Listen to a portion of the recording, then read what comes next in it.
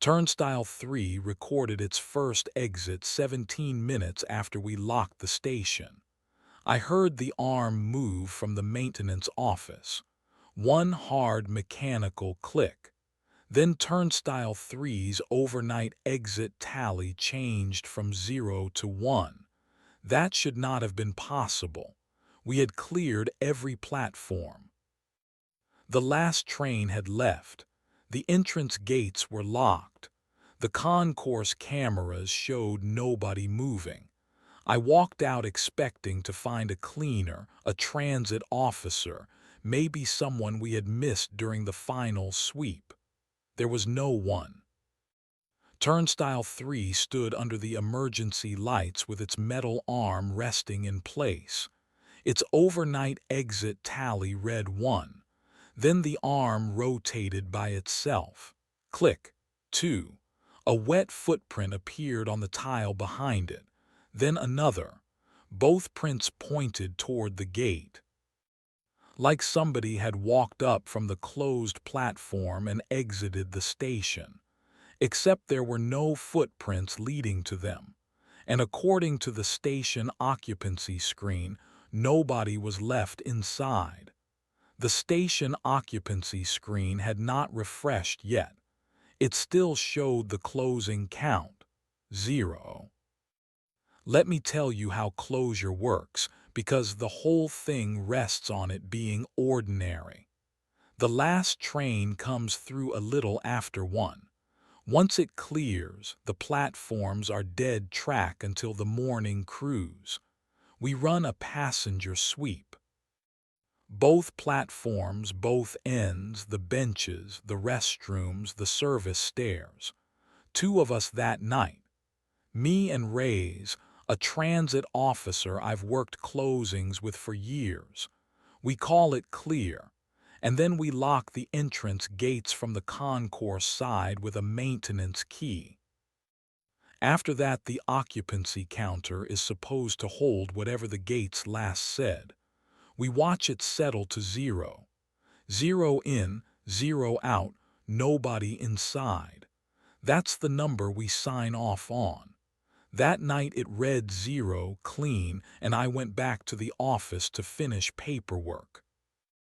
17 minutes later, the arm moved. So the first thing I did was not panic. I've been doing overnight maintenance for a long time, and machines do stupid things at 1 in the morning. The first thing you do is check the machine.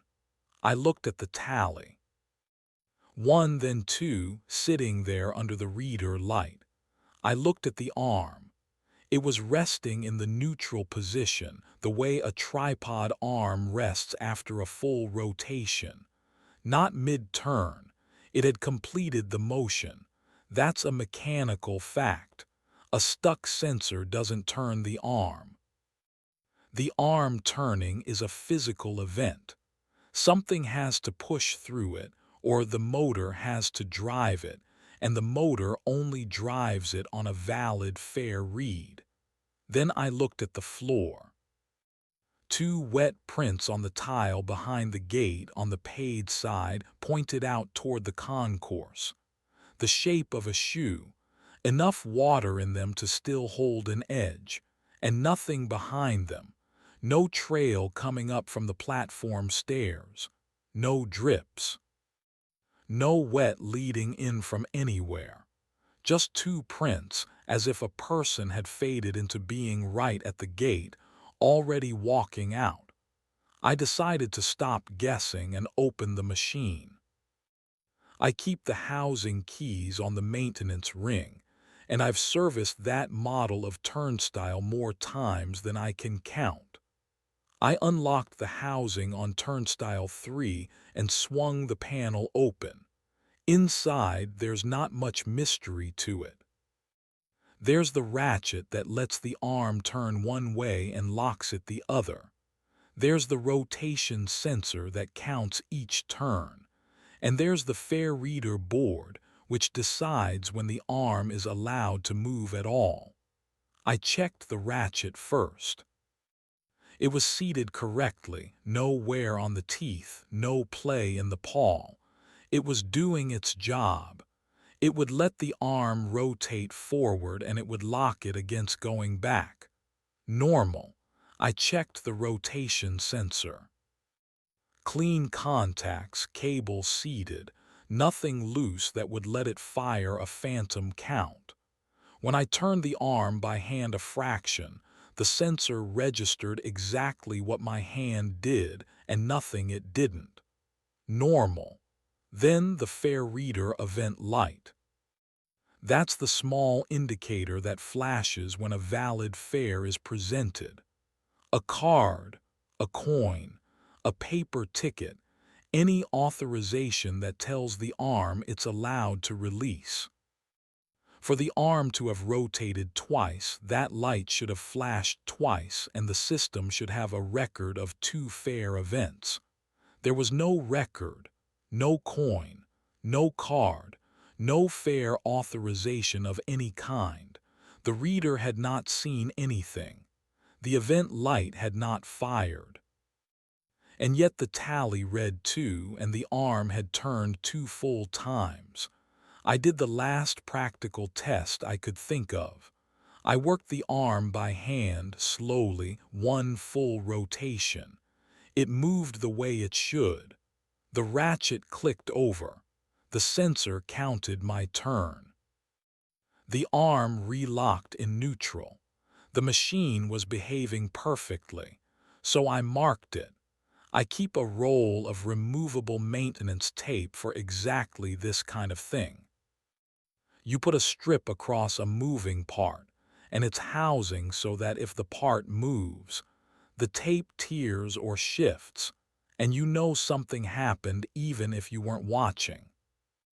I laid a strip across the top of the arm and onto the fixed collar beneath it, pressed it down flat, and noted the arm's resting position against it. If that arm so much as twitched, the tape would tell me. Then I closed the housing, stepped back, and went to check the concourse camera on my phone. The camera covers the whole fare line, all 4 turnstiles straight on. I scrubbed back to the timestamp of the first click. The footage showed the turnstiles. It showed turnstile 3. It showed the arm rotate, and it showed no one touching it. No shape, no blur, no figure. The arm just turns in an empty frame. I want to be clear that I looked for the boring answer. I looked hard. Delayed transaction. Sometimes a fair read from earlier cues in the system and posts late, and the tally ticks after the fact. But a queued transaction is a number. It doesn't rotate the arm and it doesn't leave water on the floor. And the reader had logged nothing to queue. Stuck sensor firing false counts. Possible, except I just inspected the sensor, and a false count is electrical. It doesn't move a mechanical arm through a full turn. A cleaner with service access. We have a cleaning crew, but their schedule that night ended before the last train and they exit through the service gate, not the turnstiles. I could account for both of them being gone. I called the crew lead anyway. Both his people were home. He confirmed it. A loose arm swinging free. I just put my hand on it. It was locked into the mechanism, firm, the way it's supposed to be. It doesn't swing. It rotates on a fair event and relocks. A blind spot on the camera. There isn't one on that gate. It's a straight-on shot. There's nowhere to stand that the lens doesn't see. A countersink error between the gate and the occupancy screen. That was the last one I could reach for, and I was reaching. I turned back toward the fair line to check the tape I'd laid down. I had looked away for less than a minute. The tape was torn. The strip that ran from the arm onto the fixed collar had pulled apart and lifted, the way it does when the part it's stuck to moves through a full turn and comes back around. The arm had rotated again while my back was turned. It was resting in neutral exactly where it had started, but the tape said it had gone all the way around. Click. 3. And on the tile behind it, 2 more wet prints had pressed themselves into being while I wasn't looking. Not splashed, not dripped. 2 prints, one and then the other, stepping toward the gate and out through it, facing the way out. I stepped back from the gate. I'm not ashamed of that. Then I did the thing you do, which is you stop treating it as your problem alone and you get another set of eyes. I radioed Reyes. He was at the far end of the concourse doing his own last walk. I told him to come to the fair line and tell me what he saw before I said anything else, because I wanted to know I wasn't inventing it. He came around the corner, looked at Turnstile 3 and stopped. "Who's exiting?" he said. "There's nobody in the station." He'd seen the tally from 20 feet, for now. It had ticked once more while I was radioing him. He hadn't heard me describe anything. He just read the number and knew it was wrong because we'd both signed the station empty. We stood there and the 2 of us watched it climb. Here's the part that turned my stomach, and it's a number, not a noise. The occupancy screen tracks entries and exits, people in, people out, but it does not refresh after every individual gate movement. It holds unmatched events in a queue, then reconciles them together. We had closed at 0. The entrance total was frozen because the gates were locked. Only Turnstile 3's exit tally was moving. 1, 2, 3, 4. The occupancy screen still showed 0. But the unmatched exit indicator was rising beside it. When the next reconciliation ran, the count would have nowhere to go except below 0. You cannot exit a place more times than people have entered it. Not in any system that describes real people. The math only works if there are bodies inside to leave. And there were no bodies inside. We had walked every foot of it, which meant the station occupancy count was about to do something it is not built to do. It was about to go negative. Reyes wanted to deal with the water first. He's like that. Pick the piece you can actually put your hands on. So before we swept again, we tested the prints. We had to know where the water was coming from because water at least is real and real things have sources. A leaking pipe was the obvious one. We looked up. The ceiling above Turnstile 3 was dry. Not damp, not stained, dry. We checked the pipe runs along the concourse edge, the ones that carry through above the fair line. Dry along their length, dry at the joints, nothing weeping, nothing pooled. Cleaning equipment.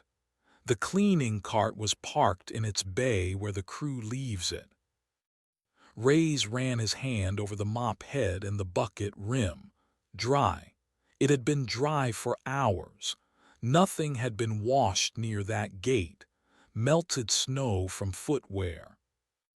It wasn't the season for it, and there was no slush trail anywhere in the concourse. No wet tracked in from the street, and the entrance had been locked since we closed. Condensation. It wasn't cold enough for the tile to sweat, and condensation doesn't gather in the shape of a soul. It films a surface evenly. This was shaped. The platform drainage system. That runs low at track level, well below the concourse. There's no path for it to push water up onto the fair line, and it wasn't backed up. Every ordinary source was dry. Reyes crouched over the nearest print. He didn't touch it at first.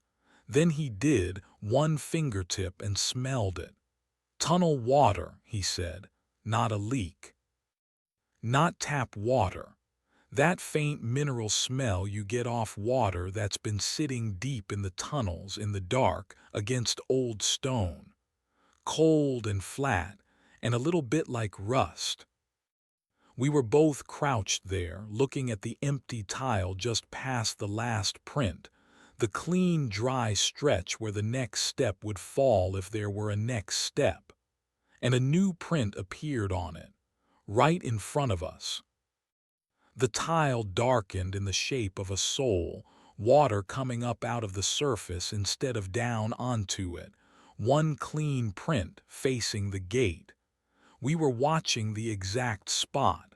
There was nothing there. And then there was a footprint. Neither of us said anything for a second. Then we decided to sweep the platforms again, physically, both of us. Because the only sane response left was the possibility that we had missed someone, that a person had been down there the whole time, hidden, and the machine was somehow the honest thing in the room.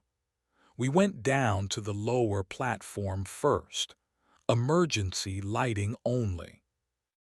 That flat gray-green light that turns everything the color of old metal. The track was dead and dark in both directions. The air was still. We walked the full length, both ends. We checked behind every bench. We checked the alcoves. We checked the service stairs, and the gate at the top of them was locked, the way we'd left it. We checked the restroom. Empty, lights off, the door swinging on nothing. We walked down to the tunnel gates at each end, the barred gates that close off the running tunnels, and they were shut and secured. There was no one.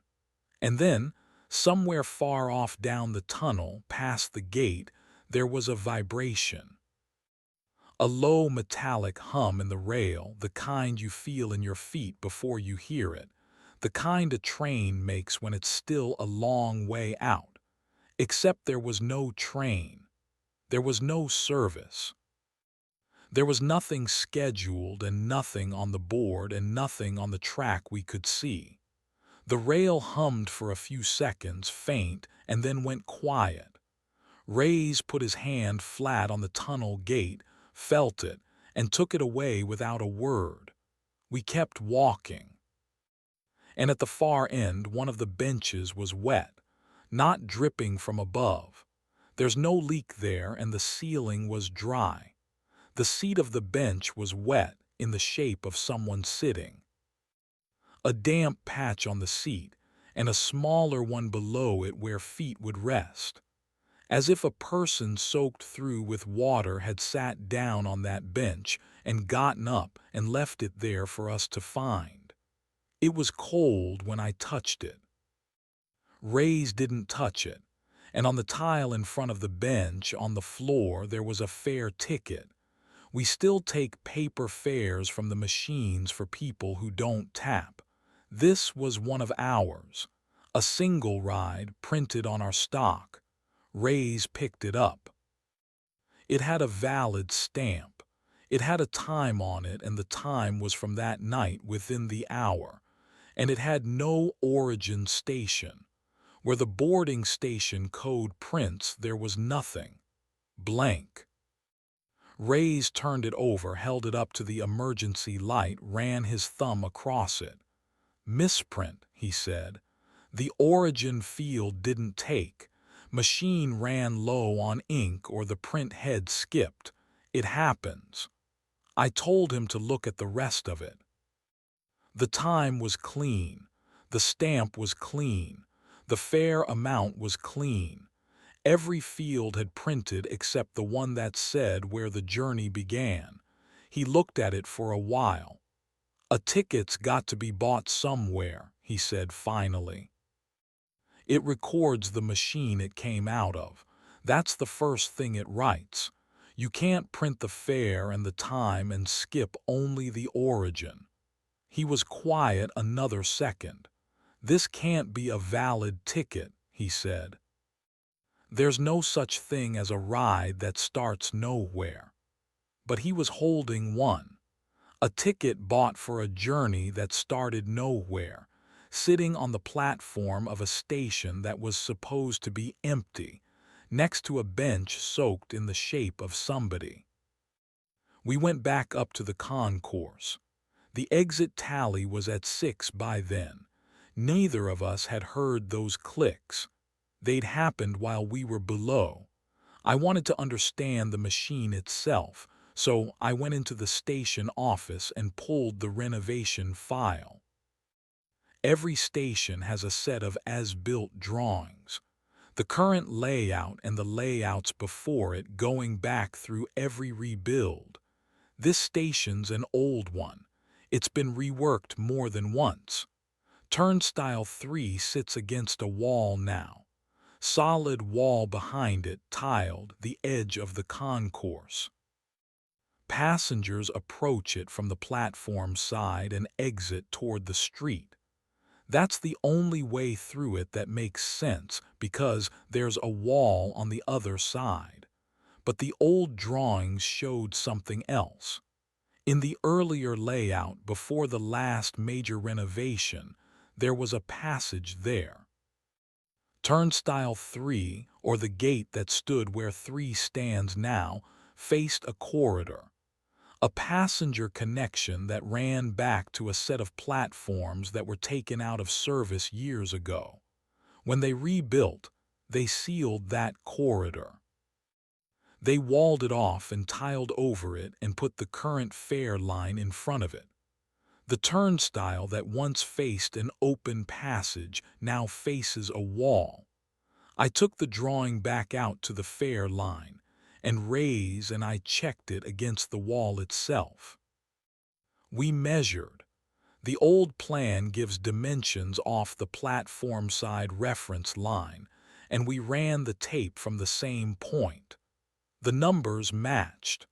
Where the drawing said the corridor mouth used to be, the tape put it directly behind Turnstile 3. The gate was standing right where the passage had opened. We tapped along the wall, tile over block for most of it, that dull, solid knock you get off something backed with mass. No change in tone across the whole span. No hollow. If there was a void back there, the wall in front of it was solid all the way through. It wasn't a thin partition. It was a proper seal. We checked the nearest service room, the one that shares a wall with that section in case there was a way to see the back of it. Nothing. Blank block, no opening, no access panel that lined up. The wall was solid. There was no door. There was no way through it, and we weren't going to make one. But at the bottom edge of the wall, right where the tile meets the floor behind Turnstile 3, there was air. You could feel it low down. A thin, steady movement of cool air coming out from under the tile, along the floor, and the tile there was faintly damp to the touch. Moisture and airflow at the base of a sealed wall, from the direction of a corridor that hasn't existed as a walkable space in years. And the wet prints, when I looked at them again with that in mind, had changed direction. The new ones weren't coming up from the platform stairs. They were coming from the wall, from the sealed side. The prints started at the base of the tiled wall behind Turnstile 3, walked up to the arm, turned it, and came out onto the public side. Something was walking out of a passage that had been closed and buried behind that wall, and using the one turnstile that still remembered facing it. I made a decision then. If the machine was the problem, I'd stop the machine. I went to the breaker panel and I cut the power to that fare line. I switched off the fare line breaker, all 4 turnstiles at once. The reader lights went dark. Turnstile 3's little green event light died with the rest. I checked. No reader light. The motor circuit was dead. There was no power reaching that gate at all. Dead machine. No power, no motor, no sensor. Then, to be certain, I took a manual arm lock from the maintenance stores. It's a physical clamp we fit when we service a gate, so the arm can't rotate while somebody's working on it. I fitted it to Turnstile 3, seated it against the arm and the housing, and locked it down. I tested the arm by hand. It wouldn't move. The clamp held it hard. It could not rotate in either direction. Reyes checked it after me. He put both hands on the arm and leaned his weight into it, then checked that the clamp was seated square and locked. He nodded. It was on right. The arm was now dead-powered and mechanically clamped. It could not turn. There is no way for it to turn. I have installed that clamp 100 times. I went back to the office. The occupancy screen runs on a separate feed and it was still lit. The exit tally was still climbing. 7, 8, with no power to the gate, with the arm clamped so it couldn't move. I went back out. Reyes was standing in front of Turnstile 3 and he told me to watch it. The arm was straining against the clamp, not turning. It couldn't turn, but it was pushing. The metal was flexed against the lock, held there, the way an arm strains against something it fully intends to move through. A steady pressure from the sealed side, the clamp creaking under it. There was no power in that machine. There was no motor doing that. Something on the other side of the wall was pushing the arm, and the only reason it wasn't rotating was the clamp. And a footprint appeared at the base of the wall, wet, facing the gate, waiting to come through. Then the PA came on, the station announcement system, the automated one that calls arrivals. In the dead middle of the night, in a locked and cleared station with no service running, it announced an arriving train. The 2 of us checked. There was no train. The board showed nothing. Reyes pulled the service schedule on his radio. Nothing was running. Nothing was due for hours. The tracks, when we looked down the platform, were empty in both directions. Dead rail, no lights, no train, but the voice came through the concourse speakers. Calm. The same voice that reads out every arrival, telling an empty station to stand back from the platform edge for an approaching service. And I felt the air move. Tunnel air. You know it if you've worked platforms. When a train is coming, you feel the push of air ahead of it out of the tunnel mouth before you ever see the lights. I felt that push, but it wasn't coming from the platform. It was moving across the concourse, toward Turnstile 3, toward the sealed wall. The wrong direction. Drawn in toward the wall like the closed corridor behind it had opened onto something and was breathing. The clamp held. The arm strained. And then on the dead machine, with the breaker off and the reader circuit cut, Turnstile 3's fare reader event light flickered on. Just for a moment. The small green light that only fires on a valid fare, glowing in a gate that had no power to give it. It held for a second, the way it holds when a fare is accepted and the arm is cleared to release. Then it went dark again. I looked at the screen.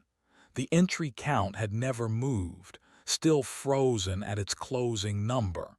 The reconciliation indicator showed one unmatched exit waiting to post. Neither of us breathed.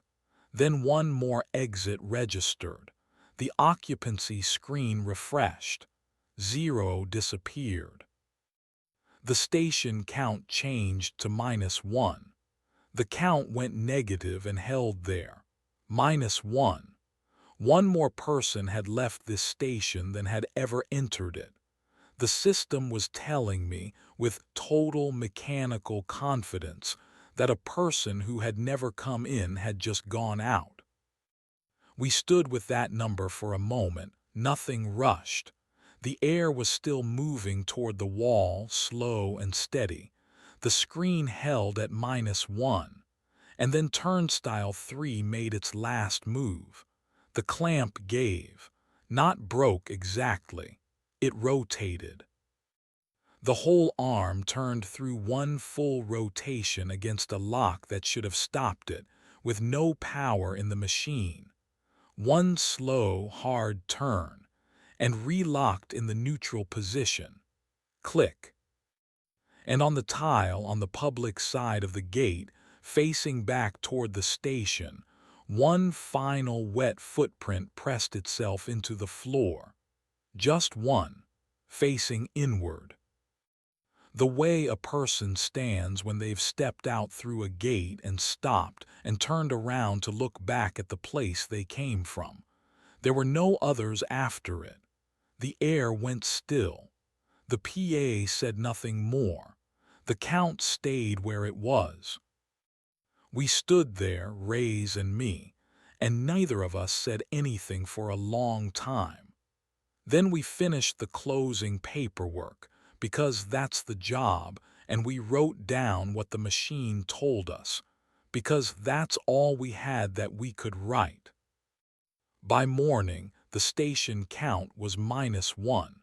Something had left that had never entered.